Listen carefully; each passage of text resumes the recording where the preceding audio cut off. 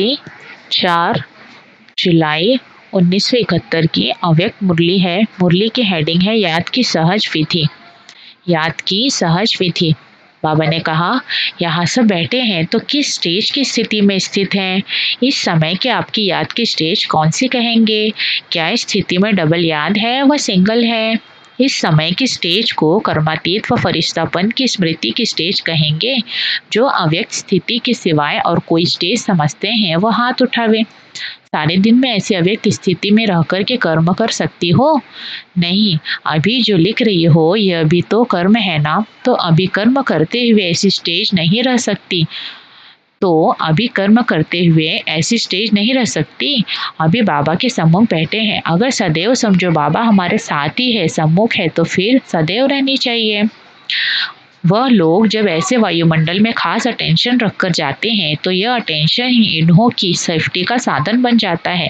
ऐसे ही चाहे कोई भी साधारण कर्म भी कर रहे हो तो भी बीच बीच में अव्यक्त स्थिति बनाने का अटेंशन रहे, और कोई भी कार्य करो तो सदैव बाप दादा को अपना साथी समझकर डबल फोर्स से कार्य करो। तो बताओ क्या स्टेज रहेगी? एक तो स्मृति बहुत सहज रहेगी, जैसे अभी सम्मुख समझने से सहज याद है ना, इस रीति अगर सदैव हर कर्म में बाप को अपना साथी समझकर चलो तो यह सहज याद नहीं है। जब कोई सदैव ही साथ रहता है, उस साथ के कारण याद स्वतः ही रहती है ना, तो ऐसे साथी रहने से वह बुद्धि को निरंतर सत का संग बनाने से निरंतर सत्संग होना चाहिए। आप हो ही सत्संगी, ये हर सेकंड हर कदम में सत के संग तो होना। अगर निरंतर अपने को सत्संगी बनाओ तो याद सहज रहेगी और पावरफुल संग होने के कारण हर कर्तव्य में आपका डबल फोर्स रहेगा। डबल फोर्स होने कारण जो कार्य स्थिति के हिसाब से मुश्किल समझते हो वह सहज हो जाएगा, क्योंकि डबल फोर्स हो गया और उसी समय में एक कर्तव्य के बजाय डबल कार्य समाप्त कर सकती हो। एक सहज याद, दूसरी सफलता, तीसरा सर्व कर्म में उमंग, उल्लास और सहयोग की प्राप्ति होती है। इसलिए निरंतर सत्संगी बनो। आपके पास कोई आते हैं तो आप नियम बताते हो ना कि सदैव सत का संग रखो, तो यह अभ्यास अपने को भी निरंतर करना पड़े। फिर याद जो मुश्किल लगती है, सोचते हैं याद कैसे ठहरे, कहाँ ठहरे, ये सभी खत्म हो जाएगा। कर्मे की सहज सिद्धि हो जाएगी। इसमें चाहे निराकार रूप से संग करो, चाहे साकार रूप में करो, लेकिन सत का संग हो। साकार का संबंध भी सारे कल्प में अविनाशी रहेगा ना, तो साकारी स्मृति हो व निराकारी स्मृति हो, लेकिन स्मृति जरूर होनी चाहिए। बाप दादा के संग के सिवाय और कोई भी संग बुद्धि में न हो। फरिश्ता बनने के लिए बाप के साथ जो रिश्ता है वो पक्का होना चाहिए। अगर अपना रिश्ता पक्का है तो फरिश्ता बन ही जाएंगे। अभी सिर्फ ये अपने रिश्ते को ठीक करो। अगर एक के साथ सर्व रिश्ते हैं तो सहज और सदा फरिश्ते हैं, और है भी क्या जहाँ बुद्धि जाए। अभी कुछ रहा है क्या? सर्व संबंध व सर्व रिश्ते, सर्व रास्ते ब्लॉक हैं। रास्ता खुला हुआ होगा तो बुद्धि भागेगी नहीं, तो बुद्धि भागेगी। जब सभी रिश्ते भी खत्म, रास्ते भी बंद, फिर बुद्धि कहाँ जाएगी? एक ही रास्ता, एक ही रिश्ता, तो फिर फरिश्ता बन जाएंगे। चेक करो कौन सा रास्ता व रिश्ता अभी तक पूरा ब्लॉक नहीं हुआ है। जरा भी खुला हुआ होगा तो लोग कोशिश करेंगे वहां से जाने की, बिल्कुल बंद होगा तो जाएंगे ही नहीं। सुराख होगा तो भी उनको टच करके चले जाते हैं। यहाँ भी अगर जरा भी रास्ता खुला होता है तो बुद्धि जाती है। अभी ब्लॉक कैसे करेंगे? सर्व रास्ते ब्लॉक करने के लिए सहज युक्ति बार बार सुनाते रहते हैं। रोज मुरली में भी सुनाते हो, याद है? विस्मृति को स्मृति दिलाने वाला कौन सी युक्ति है? एक ही चित्र है जिसमें बाप दादा और वर्षा आ जाता है। अगर ये चित्र सदैव सामने रखो तो और सभी रास्ते ब्लॉक हो जाएंगे। अगर यह चित्र सदैव सामने रखो तो और सभी रास्ते ब्लॉक हो जाएंगे। जो भी चित्र व लिटरेचर आदि छपाते हो तो आप यही ब्लॉक डालते हो ना। अगर यही एक ब्लॉक बुद्धि में लगा हुआ हो तो सभी रास्ते ब्लॉक नहीं हो जाएंगे। अगर यही एक ब्लॉक बुद्धि में लगा हुआ हो तो सभी रास्ते ब्लॉक नहीं हो जाएंगे। यह सहज युक्ति है और निशानी भी दी हुई है। यह तो रोज मुरली में सुनते हो। कोई भी मुरली ऐसी नहीं होगी जिसमें यह युक्ति न हो। यह बहुत सहज है। छोटे बच्चों को भी कहो कि यह चित्र सदैव अपनी स्मृति में रखो तो वह भी कर सकते हैं। भले बैच लगाते हो लेकिन अभी बुद्धि में स्मृति स्वरूप बनो। इस एक ही चित्र के स्मृति से सब स्मृतियां आ जाती है। सारे ज्ञान का सार भी इस एक चित्र में समाया हुआ है। रचयिता और रचना के ज्ञान से यह प्राप्ति हो गई ना, जितना इन सहज युक्तियों को अपनाते जाएंगे तो फिर मेहनत सरल हो जाएगी। मुझे नहीं याद किसको कहें, क्या याद करे पता नहीं, यह याद होती है व नहीं, जानबूझकर अपने को मुझाते हो। याद क्या है? बाप की याद व बाप के कर्म द्वारा बाप की याद व बाप के गुणों द्वारा बाप की याद है, तो वह याद हुई ना। रूप की याद हो व नाम की व गुण व कर्तव्य की याद तो एक ही हुई ना। आप लोग बड़ा मुश्किल बना देते हो याद कोर्स को, मुश्किल करते फोर्स नहीं आता है। याद कोर्स को मुश्किल करते फोर्स नहीं आता है, कोर्स में ही रह जाते हो। उनको सहज करो, बाबा के सिवाय कुछ है ही क्या। जब प्रैक्टिकल में सर्वस्व नहीं बाप को ही समझ लिया तो फिर उसको याद करने लिए कोई प्लान सोचा जाता है क्या। सहज बात को कब कोई मुश्किल कर देता है, और कहाँ अब तक भी रास्ता खुला हुआ है। इसलिए बार बार बुद्धि को मेहनत कर लौटाना पड़ता है। इसमें थक जाते हो, माथा भारी हो जाता है, मुश्किल समझ मुश्किलात में पड़ जाते हो, तो सहज तरीका है, पहले इन सभी रास्तों को बंद करो। जैसे गवर्नमेंट प्लान करती है ना, यह बंद करो। तो आप लोगों के लिए भी बाप दादा यही फरमान है, पहले तो सभी रास्ते बंद करो, फिर मुश्किल से छूट जाएंगे, सहज हो जाएगा, फिर नेचुरल हो जाएगा। यह अटेंशन रखना मुश्किल है, वह सहज है। मुश्किल है नहीं, लेकिन मुश्किल बना देते हैं। अगर ये अटेंशन समय प्रति समय रखते रहे तो मुश्किल नहीं होता, कुछ अलबेलेपन में रहते आए हो, इसलिए अब मुश्किल लगता है। जैसे छोटेपन में जो भी बातें सिखाई जाती है तो वह सहज स्मृति में रहती है। जितना बड़ा होता है, बड़ेपन में कोई बात स्मृति में लाना मुश्किल हो जाता है। इसमें भी जिन्होंने बचपन से ही यह टेंशन रखने का अभ्यास किया है, उन्हों का आज भी नेचुरल याद का चार्ट रहता है।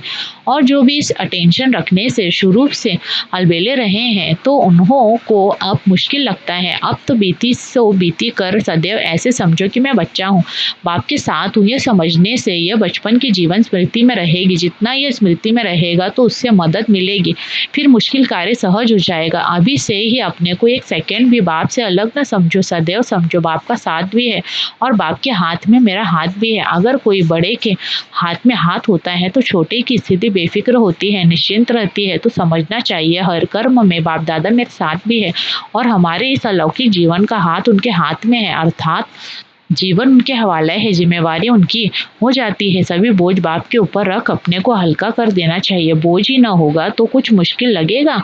बोझ उतारने व मुश्किल को सहज करने का साधन है बाप का हाथ और साथ। यह तो सहज है ना। फिर चाहे बाप स्मृति में आए, चाहे दादा स्मृति में आए, बाप की स्मृति आएगी तो साथ में दादा की भी रहेगी ना, रहेगी ही। दादा की स्मृति से बाप की स्मृति भी रहेगी, अलग नहीं हो सकते। अगर साकार स्नेही बन जाते हो तो भी और सभी से बुद्धि टूट जाएगी ना। साकार स्नेही बनना भी कम बात नहीं, साकार स्नेही भी सर्व स्नेह से संबंधों से बुद्धि योग तोड़ देता है। तो अनेक तरफ से तोड़ एक तरफ जोड़ने का साधन तो है ना। साकार से निराकार तरफ याद आएगा। साकार से स्नेह भी तब पैदा हुआ जब बाप दादा दोनों का साथ हुआ ना। अगर बाप दादा का साथ न होता तो साकार इतना प्रिय थोड़े ही होता। जैसे बाप दादा दोनों साथ साथ है, वैसे याद की यात्रा भी साथ साथ हो जाएगी। ऐसे कभी नहीं समझना कि मुश्किल है, सहज योगी बनो। मुश्किल योगी तो द्वापर से लेकर बनते आए। हठ योगियों को तो आप कट करते हो ना। आप भी सहज योगी न बने और फिर मुश्किल कहा तो एक ही बात हो गई। सहज योगी बनना है, यथार्थ याद है, निरंतर सहज योगी हो। सिर्फ अपनी स्टेज को बीच बीच में पावरफुल बनाते जाओ। स्टेज पर हो, सिर्फ समय प्रति समय इस याद की स्टेज को पावरफुल बनाने के लिए अटेंशन का फोर्स भरते हो। उतरती कला आप समाप्त हुई ना, वह अभी भी है, तब तो चढ़ती कला में आ गए हो ना। एक दिन की दिनचर्या सोचो, या तो साकारी याद व निराकारी याद होगी। कारोबार भी यज्ञ कारोबार है ना। यज्ञ पिता द्वारा ही यज्ञ की रचना हुई है, तो यज्ञ कारोबार अक्षर कहने से बाप की याद आ गई ना। कभी भी कारोबार करते हो तो समझो ईश्वरीय सर्विस पर हूँ व यज्ञ कारोबार पर हूँ। एक होता है डायरेक्ट विकर्म, विनाश की स्टेज में स्थित हो, फुल फोर्स से विकर्मों को नाश करना। दूसरा तरीका है जितना जितना शुद्ध संकल्प व मनन की शक्ति से अपनी बुद्धि को बिजी रखते हो, वह तो शक्तियाँ जमा होती है तो उनसे वह धीरे धीरे खत्म हो जाएगा। बुद्धि में यह भरने से वह पहले वाला स्वयं ही निकल जाएगा। एक होता है पहले सारा निकाल कर फिर भरना, दूसरा होता है भरने से निकालना। अगर खाली करने की हिम्मत नहीं है तो दूसरा भरते जाने से पहला आपे ही खत्म हो जाएगा। वह स्टेज आपे ही बनती जाएगी। एक तरफ भरता जाएगा और दूसरी तरफ खाली होता जाएगा। फिर जो स्टेज चाहते हो वह नेचुरल हो जाएगी, जब चाहो तब हो जाएगी। फुल फोर्स से खाली करने की स्टेज नहीं है।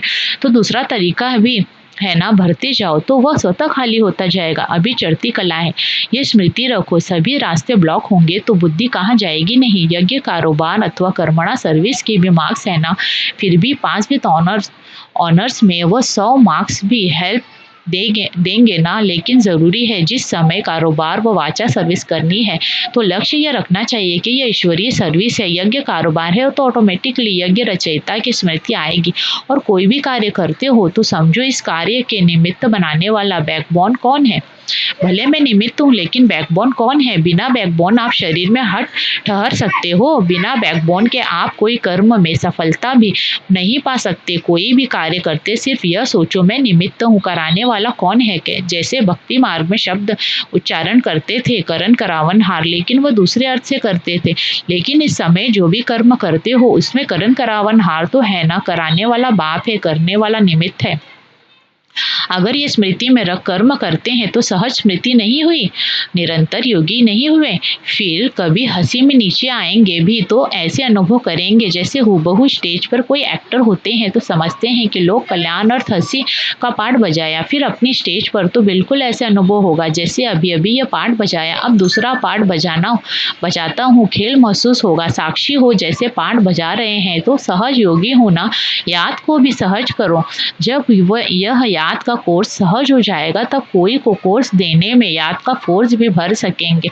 सिर्फ कोर्स देने से प्रजा बनती है लेकिन फोर्स के साथ कोर्स में समीप संबंध में आते हैं। बिल्कुल ऐसे अनुभव करेंगे जैसे न्यारे और प्यारे तो सभी सहज योगी हैं। हठ न करो। 63 जन्म मुश्किलात देखते देखते यह एक जन्म सहज पुरुषार्थ में भी अगर मुश्किलातों में ही रहेंगे तो सहज और स्वतः का अनुभव कब करेंगे। इनको कहते भी सहज योग होना, कठिन योग तो नहीं है। यह सहज योग वहाँ सहज राज्य कराएगा, वहाँ भी कोई मुश्किलात नहीं होगी। यहाँ के संस्कार ही वहाँ ले जाएंगे। अगर अंत तक भी मुश्किल के संस्कार होंगे तो वहाँ सहज राज्य कैसे करेंगे। देवताओं के चित्र भी जो बनाते हैं तो उनकी सूरत में सरलता जरूर दिखाते हैं। यह विशेष गुण दिखाते हैं, फीचर्स में सरलता, जिसको आप भोलापन कहते हो। जितना जो सहज पुरुषार्थी होगा वो मनसा में भी सरल, वाचा में भी सरल, कर्म में भी सरल होगा। इनको ही फरिश्ता कहते हैं। अच्छा, ओम शांति।